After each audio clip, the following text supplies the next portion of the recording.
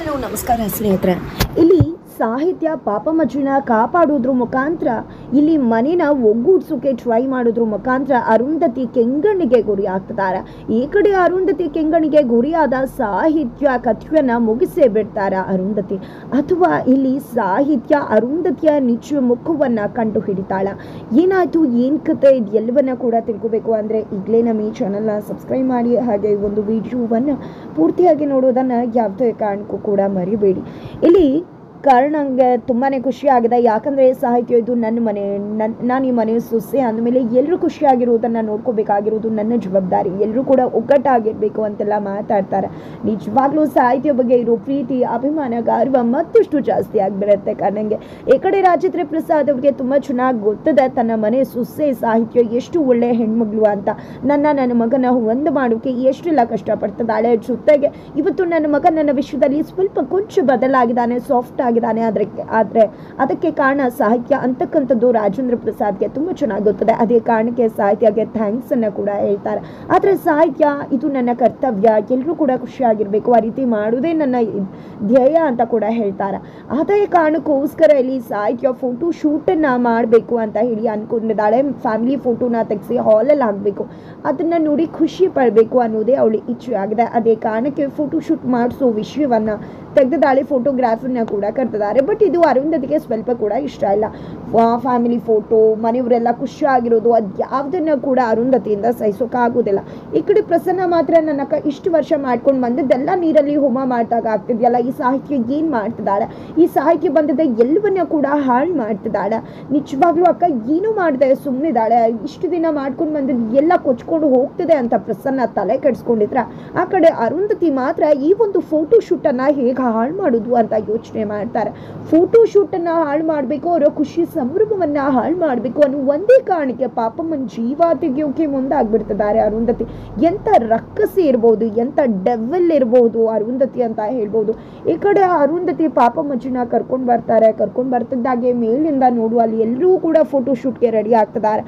ಖುಷಿ ಪಡ್ತಿದ್ಯಾ, ಮನೆಯವರೆಲ್ಲರೂ ಸೇರ್ಕೊಂಡು ಫೋಟೋನ ತೆಗೆಸ್ಕೊತಿದ್ದಾರೆ ಅಂತ ಒಂದು ಖುಷಿ ಸಂಭ್ರಮ ಒಂದು ಕ್ಷಣ ಕೂಡ ಇರುವುದಿಲ್ಲ. ಅದಕ್ಕೆ ಕಾರಣ ಯಾರಾಗ್ತಾರೆ ಎಲ್ಲೂ, ನೀನೇ ಆಗೋದು ಪಾಪಮ್ಮ ಅಂತ ಹೇಳಿ ಅರುಂಧತಿ ಹೇಳಿದಾಗ ಈ ಕಡೆ ನಿಜವಾಗ್ಲೂ ಬೆಚ್ಚ ಬೀಳ್ತಿದ್ದಾರೆ ಪಾಪಮ್ಮಜ್ಜಿ ಅಂತಾನೆ ಹೇಳ್ಬೋದು. ಇತ್ತ ಕಡೆ ಏನಾಗ್ತದೆ ಅಂತ, ಏನಾಗತ್ತೆ ಅಂತ ಕೇಳ್ತಿದ್ಯಾ ಪಾಪಮ್ಮ, ನೀನು ಈ ಮನೆ ಹಿರಿ ಜೀವ, ನಿನ್ ಕಂಡ್ರೆ ಎಲ್ರಿಗೂ ಇಷ್ಟ.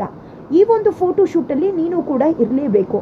ಫೋಟೋ ಶೂಟ್ ಸಮಯದಲ್ಲಿ ನಿನಗೇನಾದರೂ ಹೆಚ್ಚು ಕಡಿಮೆ ಆದರೆ ಖಂಡಿತ ಫೋಟೋ ಶೂಟ್ ನಡೆಯತ್ತಾ? ಈ ಒಂದು ಖುಷಿ ಸಂಭ್ರಮ ಹೀಗೆ ಇರತ್ತಾ? ಖಂಡಿತ ಇಲ್ಲ ಅಲ್ವಾ?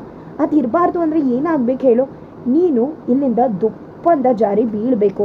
ನಿನ್ನ ಕೈಕಾಲು ಮುರಿದು ಏಟಾಗುತ್ತೋ ಅಥವಾ ನಿನ್ನ ಜೀವನೇ ಹೋಗುತ್ತೋ ಅದು ನಿನ್ನ ಹಣೆ ಬರ, ನಿನ್ನ ಅದೃಷ್ಟದ ಮೇಲೆ ನಿಂತದೆ. ಆದರೆ ನನಗೇನು ಮಾಡ್ತೀನಿ, ನಿನ್ನನ್ನು ಇಲ್ಲಿಂದ ಜಾರಿ ಬಿಟ್ಬಿಡ್ತೀನಿ. ಆಮೇಲೆ ನಿನ್ನ ಕತೆ ಕಲಾಸ್ ಆಗುತ್ತೆ, ಜೊತೆಗೆ ಫೋಟೋ ಶೂಟ್ ಕೂಡ ನಿಂತು ಹೋಗುತ್ತೆ, ಮನೆ ಸ್ಮಶಾನ ಆಗುತ್ತೆ.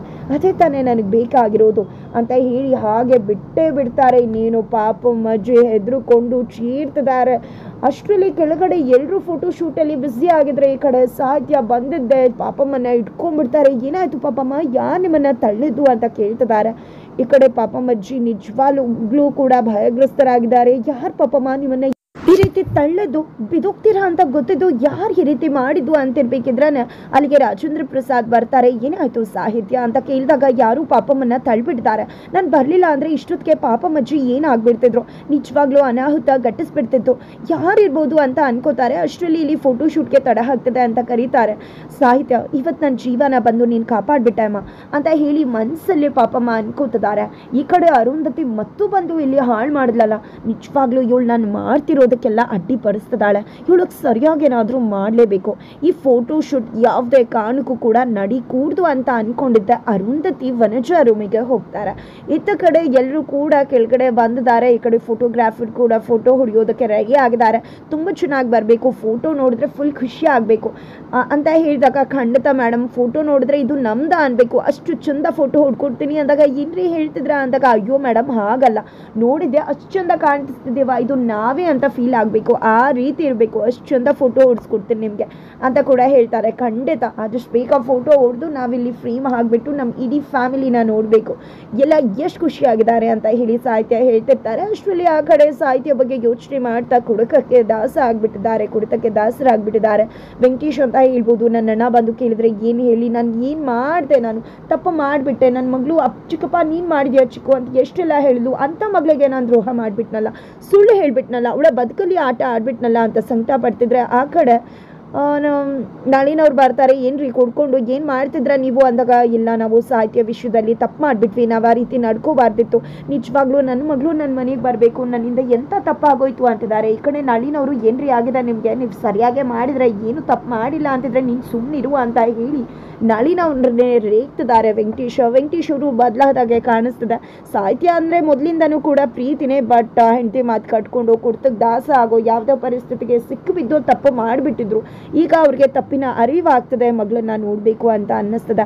ಅತ್ತ ಕಡೆ ಅರುಂಧತಿ ಅವರು ವನಜಾ ಹತ್ರ ಹೋಗ್ತಾರೆ. ವನಜಾ ರೆಡಿ ಆದ್ಯಾ ಫೋಟೋಶೂಟ್ಗೆ, ತುಂಬ ಮುದ್ದಾಗಿ ಕಾಣಿಸ್ತಿದ್ಯಾ, ಸಾಹಿತ್ಯ ಎಷ್ಟು ಒಳ್ಳೆಯವಳಲ್ವಾ, ಫೋಟೋಶೂಟ್ ಎಲ್ಲ ಮಾಡಿಸಿದಾಳೆ, ನಮ್ಮ ಫ್ಯಾಮಿಲಿ ಫೋಟೋ ಇರಬೇಕು, ಖುಷಿಯಿಂದ ಎಲ್ಲರೂ ಇರಬೇಕು ಅಂತ ಎಷ್ಟು ಚಂದ ಬಯಸ್ತಾಳಲ್ವಾ, ನಿಜವಾಗ್ಲೂ ತುಂಬ ಒಳ್ಳೆಯ ಹುಡುಗಿ ಅಂತ ಹೇಳಿ ಅರುಂಧತಿ ಹೇಳ್ತಿದ್ದಾಗೆ ವನಜಾ ಕೆಂಡಾಮಂಡಲ ಆಗ್ಬಿಡ್ತಾರೆ. ಯಾರದಕ್ಕೆ ಹೇಳಿದ್ದು ಅವಳು ಒಳ್ಳೆಯವಳು ಅಂತ, ಅವಳು ಏನೇ ಮಾಡಿದ್ರು ಅದರಿಂದ ಒಂದು ಕೆಟ್ಟ ಉದ್ದೇಶನೇ ಇರುತ್ತೆ. ನಿಜ ಹೇಳಬೇಕು ಅಂದರೆ ಅವಳು ಇದನ್ನೆಲ್ಲ ಮಾಡ್ತಿರೋದೇ ಏನೋ ಉದ್ದೇಶ ಸಾಧಿಸೋದಕ್ಕೆ. ಅವಳು ಒಳ್ಳೆಯವಳಲ್ಲ, ನಿಜವಾಗ್ಲೂ ಅವಳು ನನ್ನ ಮಗಳ ಬದುಕನ್ನು ಹಾಳು ಮಾಡಿದ್ದು, ಖಂಡಿತವಾಗ್ಲೂ ಅವಳು ಕೆಟ್ಟ ಷಡ್ಯಂತ್ರ ಇಟ್ಕೊಂಡೇ ಬಂದಿದ್ದಾಳೆ ಅಂತ ಹೇಳ್ತಿದ್ರೆ, ಇಲ್ಲ ವನಜಾ ಆ ರೀತಿ ಇದ್ದಿದ್ರೆ ನಿನ್ನ ಮಗಳು ಮದುವೆ ಬಗ್ಗೆ ಮಾತಾಡ್ತಿಲ್ಲ ಹೇಳು, ಅವ್ರ ಜೊತೆ ನಿನ್ನ ಮಗಳು ಮದುವೆ ಮಾಡಬೇಕು, ಇದೇ ರೀತಿ ಇದ್ದರೆ ಖಂಡಿತ ನೊಂದ್ಕೊಂಡ್ಬಿಡ್ತಾರೆ, ಅವ್ಳು ತುಂಬ ಅಪ್ಸೆಟ್ ಆಗಿದ್ದಾಳೆ, ಅವಳಿಗೆ ಆದಷ್ಟು ಬೇಗ ಒಳ್ಳೆ ಹುಡುಗನ ನೋಡಿ ಮದುವೆ ಮಾಡಬೇಕು ಅಂತ ಹೇಳಿ ಅವ್ರ ಮಾವನ ಜೊತೆ ಮಾತಾಡ್ತಿರೋದನ್ನು ನಾನೇ ಕೇಳಿಸ್ಕೊಂಡೆ ಅಂತ ಹೇಳಿ ಇಲ್ಲಿ ಸಾಹಿತ್ಯ ಹೇಳಿದಾಳೆ ಅಂತ ಅರುಂಧತಿ ಹೇಳಿದಾಗ ವನಜ್ ಅವರು ಕೆಂಡಾಮಂಡಲ ಆಗ್ಬಿಡ್ತಾರೆ. ತದನಂತರ ಈ ಕಡೆ ವನಜಾ ಬಾಯಿಲಿ ಮತ್ತೆ ಅರುಂಧತಿ ಬನ್ನಿ ಅಂತ ಹೇಳಿ ರಾಜೇಂದ್ರ ಪ್ರಸಾದ್ ಕರೀತಿದ್ದಾಗೆ ಇವರು ಕೂಡ ಕೆಳಗಡೆ ಬರ್ತಾರೆ. ಇತ್ತ ಕಡೆ ವನಜ್ ಅವರು ಅವ್ರ ಗಂಡನ ಪಕ್ಕ ನಿಂತ್ಕೊಳ್ಳೋ ಬದ್ರು ಈ ಕಡೆ ನಿಂತ್ಕೋತಾರೆ. ಮೇಡಮ್ ನಿಮ್ಮ ಗಂಡನ ಪಕ್ಕದಲ್ಲಿ ನಿಂತ್ಕೊಳ್ಳಿ ಅಂದಾಗ, ಇಲ್ಲ ನಾನು ನಿಂತ್ಕೊಳ್ಳೋದಲ್ಲ, ನಾನು ಇಲ್ಲೇ ನಿಂತ್ಕೋತೀನಿ ಅಂದಾಗ, ಅದು ನಿಜವಾಗ್ಲೂ ಫೋಟೋ ಚೆನ್ನಾಗಿ ಬರುತ್ತೆ ಅಲ್ವಾ, ಅವ್ರು ಹೇಳೋದು ಚೆನ್ನಾಗಿ ಬರಲಿ ಅಂತ ತಾನೇ, ನಿಂತ್ಕೊಳ್ಳಿ ಅಂದಾಗ ನೀನು ಯಾರು ಕೇಳೋದಕ್ಕೆ, ನೀನು ಈ ಮನೆಗೆ ಬಂದಿರೋದೇ ಷಡ್ಯಂತ್ರ ಮಾಡೋದಕ್ಕೆ, ಈ ಫೋಟೋ ಶೂಟ್ ಎಲ್ಲ ಮಾಡಿಸ್ತಿರೋದೇ ನಿನ್ನ ಪ್ಲಾನ್ನ ಸಾಧಿಸ್ಕೊಳ್ಳೋದಕ್ಕೆ ಅಂತ ವನಜಾ ತುಂಬ ಕೆಟ್ಟದಾಗಿ ಮಾತಾಡಿದಾಗ, ಏನು ಮಾತಾಡ್ತಿದ್ಯಾ ವನಜಾ, ಈ ರೀತಿ ಎಲ್ಲ ಮಾತಾಡ್ತಾರೆ. ಸಾಹಿತ್ಯ ಎಲ್ಲರೂ ಚೆನ್ನಾಗಿರಬೇಕು ಅಂತ ಖುಷಿಯಿಂದ ಫೋಟೋಶೂಟ್ ಮಾಡಿಸ್ಕೊಳ್ಳೋಣ ಅಂತಿದ್ರೆ ಈ ರೀತಿ ಮಾತಾಡ್ತಿದ್ಯಲ್ಲ ಅಂತ ರಾಜೇಂದ್ರ ಪ್ರಸಾದ್ ಹೇಳಿದ್ರೆ, ನಿಮಗೆಲ್ಲ ಗೊತ್ತಿಲ್ಲ, ನಿಮ್ಮ ಕಣ್ಗೆಲ್ಲ ಮಂಗ್ಪೂದಿ ಎರ್ಚಿದಾಳಿ ಇವಳು ಅಂತ ಹೇಳ್ತಾರೆ. ಜೊತೆಗೆ ಈ ಕಡೆ ಕಾರಣ ಅವ್ರು ನನ್ನ ಹೆಂಡತಿ ಆ ರೀತಿ ಎಲ್ಲ ಮಾತಾಡಬೇಡಿ, ಅವ್ರು ಯಾಕೆ ಈ ರೀತಿ ಮಾತಾಡ್ತಿದ್ರ ಅಂದಾಗ, ನಿನಗೆ ನನ್ನ ಬಗ್ಗೆ ನಂಬಿಕೆ ಇಲ್ಲ ಅಲ್ವಾ, ಅದಕ್ಕೆ ಈ ರೀತಿ ಎಲ್ಲ ಮಾತಾಡ್ತಿದ್ಯಾ ಅಲ್ವಾ ಅಂತ ಹೇಳಿ ದೊಡ್ಡ ಗಲಾಟೆನೇ ಆಗ್ಬಿಡತ್ತೆ. ಜೊತೆಗೆ ಈ ಕಡೆ ನನಗೆ ಯಾವ ಫೋಟೋಶೂಟು ಬೇಡ ಅಂತ ಹೋಗ್ಬಿಡ್ತಾರೆ. ಈ ಕಡೆ ಸರಿ ಆಯಿತು ಫೋಟೋ ಹೊಡ್ಸ್ಕೊಳ್ಳೋಣ ಬನ್ನಿ ಅಂತ ಹೇಳಿ ಕರ್ಣ ಹೇಳಿದಾಗ, ಇಲ್ಲ ಯಾವ ಫೋಟೋಶೂಟ್ ಕೂಡ ಬೇಡ, ಮನೆಯವರೇ ಇಲ್ಲ ಜೊತೆಯಾಗಿ ಅಂದಮೇಲೆ ಫೋಟೋಶೂಟ್ ಯಾಕೆ ಬೇಕು ಅಂತ ಹೇಳಿ ಸಾಹಿತ್ಯ ಡಿಸ್ಟರ್ಬ್ ಆಗ್ತಾಳೆ. ಫೈನಲಿ ಅರುಂಧತಿ ತನಗೆ ಬೇಕಾಗಿರೋ ಕೆಲಸನ ಸಾಧಿಸ್ಕೋತಾರೆ. ಈ ಕಡೆ ಫೋಟೋಶೂಟ್ ಕ್ಯಾನ್ಸಲ್ ಆಗ್ತದೆ. ಹಾಗಂದ್ ಮಾತ್ರಕ್ಕೆ ಇಲ್ಲಿ ಅರುಂಧತಿ ಗೆಲ್ಲುವುದಕ್ಕೆ ಸಾಹಿತ್ಯ ಬಿಡ್ತಾಳೆ. ಖಂಡಿತ ಸಾಹಿತ್ಯ ಫೋಟೋಶೂಟನ್ನು ತೆಗೆಸ್ತಾಳೆ. ಹಾಗಿದ್ರೆ ವನಜ್ ಅವರೇ ಬಂದು ನಿಂತು ಎಲ್ಲರ ಜೊತೆ ಖುಷಿಯಿಂದ ಫೋಟೋ ತೆಗೆಸ್ಕೋತಾರೆ. ಏನಾಗುತ್ತೆ ಮುಂದಿನ